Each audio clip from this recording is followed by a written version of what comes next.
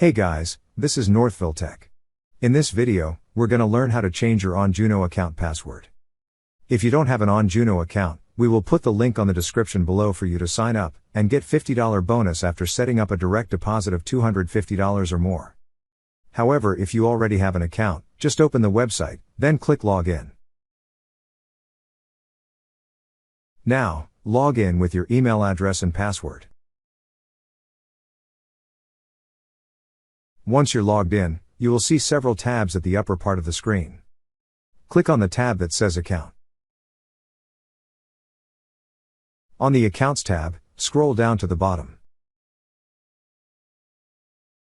Then you will see a section for Others. Under the Others section, you will see an option for Security and Login.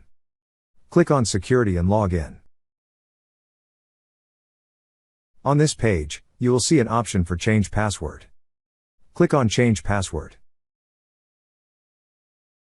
Now, enter your current password on the first field. Then enter the new password you wish to use on the second and third field. After entering, click on Confirm. That's how you change your OnJuno account password.